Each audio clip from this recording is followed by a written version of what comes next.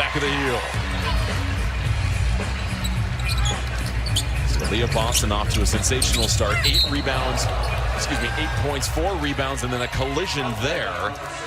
And that foul is against Aaliyah Boston, so another turnover for Indiana. She's looking to initiate offense here, gives the pitch, and then is definitely still moving into Atkins as she goes under. It's so hard with those dribble handoffs, the timing between the guard and the big on that mesh oftentimes. Under a minute left here in the first quarter. Chance Gray getting her first run, tries to deliver a pass, loose ball. Hamby scoops it up. Hamby blocked by Boston, down low. Timpson claims it. Johnson, known to push the pace when she's in the game, will slow it down. Cunningham coming off the handoff, a near foul again on Boston. Boston with Hamby checking, will back her down. Boston, a couple more power dribbles, cross-court find. Cunningham up top, shot clock dwindling. Cunningham floats it with the left, no good, stopped by the Sparks. Park. Shot clock and game clock, just 1 second of separation. Siegler, backdoor cut to Gray, and Gray cannot finish. And that's going to give Indiana one more chance. Timpson trying to outrun the defense. Siegler doesn't tie her up. Fouls her instead on the floor. It'll be Indiana ball with 8.8 remaining. I know the Sparks would love to have that last layup back. Really good action, though, between young players, rookies that are having to figure it out. Lynn Roberts told us today that she's going to have to use her bench. Her young players, the rookie and Chance Gray and Siegler, they're going to have to play minutes. And that's a way, hey, get the first one out of there. You miss it, make the next one. It's the second foul on Siegler as Timpson hits the first free throw. We talked about how would the ball move without Kelsey Plum and Caitlin Clark, the two leading assisters on each team.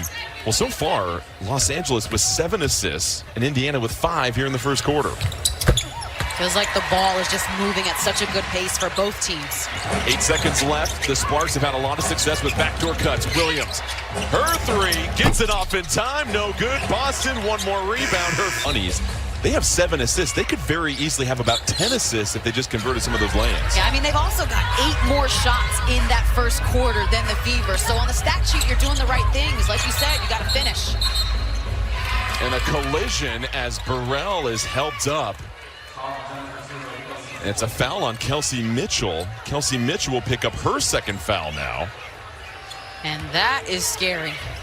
Kelsey Mitchell is definitely a seasoned vet, and I believe can play through foul trouble, but this early in the contest, not sure. And they get her for kind of jumping in and then making that contact to the face of Burrell on the pass. Williams goes coast to coast and just slices through the Fever defense. Hey, that's how you keep the defense honest, right? Sometimes you don't need a play. You just got to challenge your defender one-on-one to guard you. Love that take from Williams. Harris, the response on the other end. She's got a season high already with 9 points. Whatever you can do, I can do it too. What a start for Ty Harris. I mean, this is so important. Your point guard out. Sometimes chemistry and rhythm aren't there, but Ty Harris just feels like a well-oiled machine with this team right now in the way that she's also scoring and facilitating. Myisha Hines-Allen will rumble her way, but it's Billings there to clean it up again. You cannot forget to box out Mo Billings. She is going to crash every single time. More easy scoring opportunities for the Fever. 6 second chance points in this one. Agumake, corner three, in and out. Burrell trying to come in, somehow got her hands on that rebound amongst 3 defenders from the Fever. Hamby up top, her triple, no good. Sparks now 2 of 7 from outside. Cunningham will initiate the offense this time. Hines-Allen, the handoff to Harris, who has had the hot hand for the Fever. Hines-Allen at the free throw line, checked by Hamby, backdoor cut to Mitchell, and the foul. Look at the execution for the Fever. Kelsey Mitchell, such a threat when she has the ball, but also when she does not. Ty Harris gets downhill, paint is open, and she finishes here. And then watch Kelsey Mitchell, just a change of pace, catches Ray Burrell sleeping just enough for her to find an advantage and score. Mitchell and Boston have combined for 15 points on 6 of 6 shooting, leading the charge in the absence of Caitlin Clark.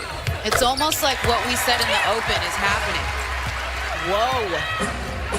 Largest lead of the game now for the Fever. It has quickly ballooned to 11. Sparks need to just start converting some buckets here. They do, and you get it down to the future Hall of Famer. That high-low game between Hamby and Agumike is so good, and Hamby, again, her passing really picked up this season. She has 4 assists already in this game, averages 3, and the absence of Kelsey Plum, she has been serving it on a platter so far in the first half. Backdoor cut to Cunningham, that's deflected off the hands of Burrell. 8 to shoot for the Fever. Going back to your point about Hamby, it feels like if she's in a screen and she short rolls, they give it to her around the nail, and she's just spraying, looking for action side by side. Those are the 4 assists. Cunningham, the catch, the connection, and the finish as she's fouled. The Sparks just fouling on a lot of shots at the rim here so far. And giving up too many and ones. Cunningham already had the step. A nice, tough finish. You know she's bringing a spark off the bench. So Cunningham, who in their last game had just 5 points, she completes the 3-point play. That's the 3rd 3-point play of the first half for Indiana. And they've already hit 9 free throws in this game. Sparks just feel like they're beating themselves a little bit right now. Missing layups and then committing fouls and giving up and ones. Billings with the foul near midcourt. A little too physical there. And for Indiana, again, they're comfortable without Caitlin Clark. Clearly, you prefer to have her on the floor, of course, but this team can switch the way they play offense when she's not out there, and they look very fluid thus far. And it's also a unit that played the majority of their season last season without Caitlin Clark, as the defense from Billings is exceptional. Harris scoops a pass up ahead to Cunningham. Hines Allen charges towards the cup, goes high off the glass. 14-point lead for Indiana. They're starting to get into a fever here in Gainbridge Fieldhouse. It really has been incredible. When you look at the star power in this league and the fact that it continues to expand, what are you most excited for when it comes to the future of the game? Well, I think the women's game is very much arrived. And if you look at all of the key indicators for the WNBA, the expansion that's on the horizon, and that's in motion, the television coverage and the future of that, and then, of course, having this incredible new relationship with the players, with the new CBA. Everything seems to be going right for the league right now. And then, you know, you see the product on the floor and see what this great group of players is doing to energize fans. I don't think you can ask for much more. You definitely can. A lot to be excited about, Val. Thank you so much. Jordan? Yeah, thank you, Tiffany. And Erica Wheeler hitting a jumper in the last possession for the Sparks to stop a 12-2 run. That is sent out of here. Hines Allen all over it as she starts to reinforce that defensive baseline. She has a presence off the bench, likes to play with physicality, and completely just read this. Atkins went backdoor, which was the right play, and Hines Allen there to cover up her teammate. 15 to shoot for the Sparks. Their starting lineup currently back on the floor. Pocket pass inside to Wheeler, kicks it out. Agumike over to Wheeler. Inside Agumike, prime real estate, turnaround, too strong. Offensive rebound, careens into her hands. She'll wrestle to the floor with Ty Harris. Agumike can make that shot at a high clip, and something I feel the Sparks need to continue to do is to attack the offensive glass. If you allow the Fever just to rebound and run, they're going to run the score up. You must attack the offensive glass to stop their transition. That's the first line of defense versus an exceptional transition offense team. They're getting out rebounded 17-8 at the moment, and Harris didn't even make an attempt to jump right there as Agumike just reached up and plucked it from the tree. And sometimes you just got to acknowledge the mismatch. You know, we'll just play defense just 5-on-5 here. Right there. That's fantastic. Sparks ball, Wheeler on the side, 14 to shoot to clear things up here. Hamby is 2 for 7, will dump it off. Cunningham going to be whistled for the foul as she got her hand caught in the cookie jar. That's a tough one because I thought Sophie Cunningham read that perfectly defensively. Knew Agumike was curling and beat her to the spot. Watch her get to the spot, but it's the chomping down on the arms that come down is where she commits the foul. Hamby with those 4 assists, as we mentioned, spreading it well, but this time a deflection from Hines Allen, and then shoves Wheeler. The foul's on the floor, and that's going to go against Wheeler. So that was one of those situations where Wheeler initiated the contact first. Oh, Hines Allen, look at the defense, trying to get it to Agumike. gets the deflection, and then Wheeler certainly tries to cut her off. Hines Allen, a bit too big to even feel that. Just bumps right off. And Hines Allen, her activity has completely reshaped the way the Fever are playing defense here in the second quarter. I mean, Aaliyah Boston started off so strong, and she's given her a blow, and then maintaining the intensity on both ends of the floor. Johnson whips it over to Boston. Boston pitter-patter dribble. Back to Johnson. Oh, Park read it perfectly. Look at her galloping down the other end of the floor. Hull comes through, and Park with the lay-in for two. I thought Lexi Hull was going to catch up to that, but what a defensive possession from Park. Tapped me about 17 times during that fast break. Boston rattles in a three. That has been her calling card this season. 19 threes this year, more than the last three combined. Hamby back on the other end. Hamby just working so smart. Catches Boston over the top and is probably going to get a delay of game for that. But Boston here, left wide open, and if she can catch with her 2 feet set and wind it up, that is as good as money. She has really worked on her three-point shooting this season. Yeah, we talked to her earlier in the season, and it was about releasing it as soon as possible and just stepping in and not thinking too much when she gets those opportunities. Harris back out to Boston. It's Billings down low, defended by Agumake. Charges baseline. Strong move, can't finish. Agumake will run the break, surrounded by 5 members of the Fever, and they're going to call her for a carry in transition. Well, let's take a look at the upcoming WNBA national TV schedule. We've got a doubleheader on CBS tomorrow. Minnesota at Dallas, and then Las Vegas at Chicago.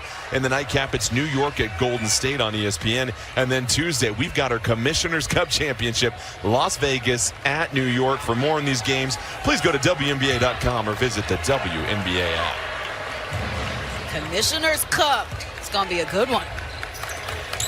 Aces and Liberty have won that each in the last couple of years. Oh, the reversal, can't get it. Park will bring it down.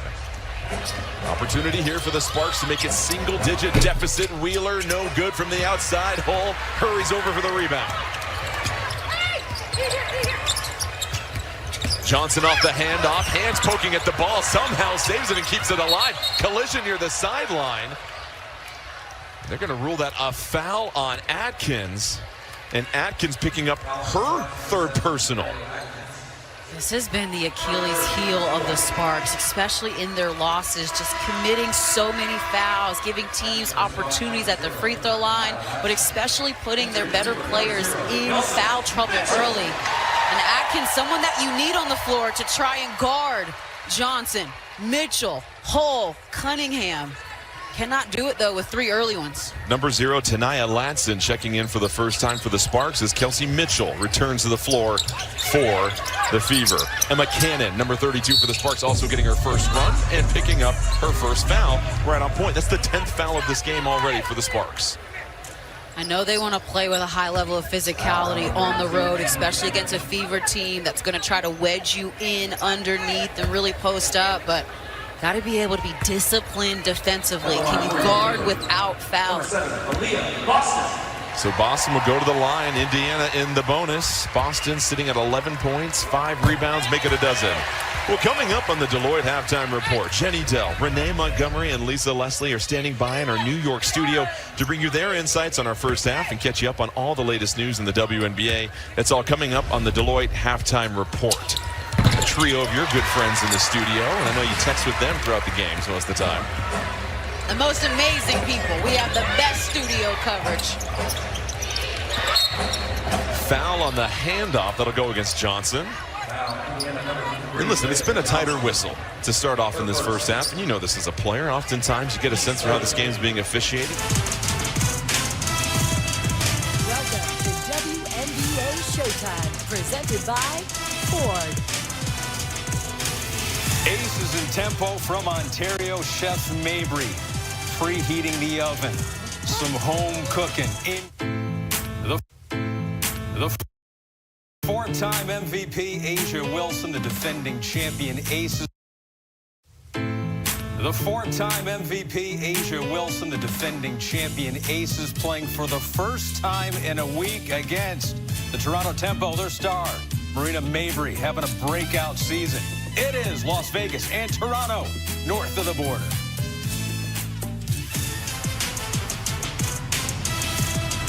Welcome to WNBA Showtime, presented by Ford.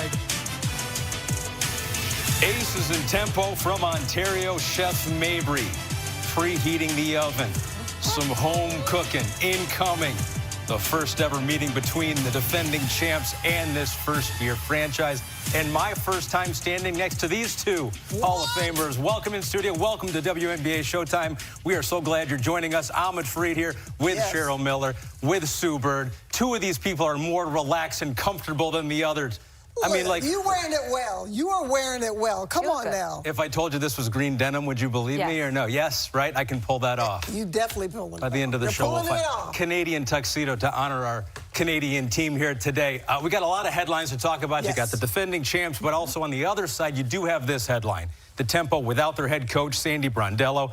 League issued her a one-game suspension citing an inappropriate comment she made regarding Angel Reese in Friday's loss to the Dream. Stepping in for her tonight is associate head coach, her husband, Olaf Lang, someone you are familiar with. So what changes tonight for the Tempo? Not much. Olaf and Sandy have been teammates for a really long time. You mentioned I played for Olaf as head coach overseas in Russia. Sandy was the assistant. They're interchangeable in a lot of ways. Obviously, the prep has been the same. Sandy, I'm sure, has been around, has been helping prep. The difference will be the end game, but like I said, Olaf is a head coach, been a head coach, even in the WNBA. He knows how to get his team going. No skipping any beats, right? Nah, yeah, the biggest challenge for him are the players he is without. 3 of the top 5 scorers for the Tempo out due to injury. Marina Mabry, their leading scorer. What has she got to do tonight?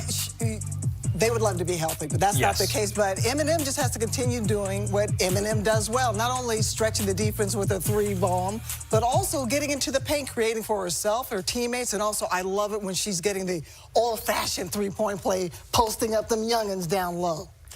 Inside-outside game, a little bit that we've seen from Mabry, their leading scorer this year, who talked earlier with our own Ashley Shalmody. Marina, you guys wrapping up a 9-game homestand tonight and also facing the Aces for the first time. I know injuries, you guys have been dealing with them all season long. How are you just handling this stretch, and what do you need to bring against the Aces team?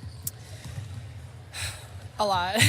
They're a really good team. They have a lot of superstars on their team, but just focusing on our process. Like, there's things that we want to do and how we want to do it, regardless of the outcome, especially now being an expansion team. So, yeah, not focusing so much on the outcomes, more on what we do. I know it's a team game, but the personal success that you've had, the All-Star nod, the 53-point game, what do you attribute it to? Just a lot of stuff, like my teammates, number one, my coaches, giving me the green light, trusting me, and sacrificing for me, and then just putting in the time in the offseason. Marina, thanks so much. Good luck tonight. Thank you. Thanks. So, Sue, she has been around the league, 5 teams and 8 seasons, 4 in the last 5 years, but now career high in points and field goal percentage. What has changed for her? Like many things in life, when I talked to Marina, I asked, and like many things in life, she took it back to basics. She talked about footwork, getting her feet underneath her. This is a player that's shifty. She steps back a lot. You got to get your feet underneath you. She talked about her ball handling. When that ball's not on a string, it can slow you down. For a player, again, that's so shifty, she wants to have the decel, to be able to start, stop. So it went back to those 2 things, and honestly, she's on a little bit of a redemption tour. Picked Toronto, wanted to be there. Her teammates, her coaches, she gives them a lot of credit. The team picked the player. Yeah. Perfect Now she's showing up. Perfect fit. How about the player, Asia Wilson, too, the 4-time MVP, the favorite to win a 5th as we go to break here. But the defending champs trying to bounce back from a 34-point loss last time out. What happens when you see your hero? What happens? Your jaw hits the floor. You mean the baddest woman on the planet? She's ready to practice. She's got that practice jersey on.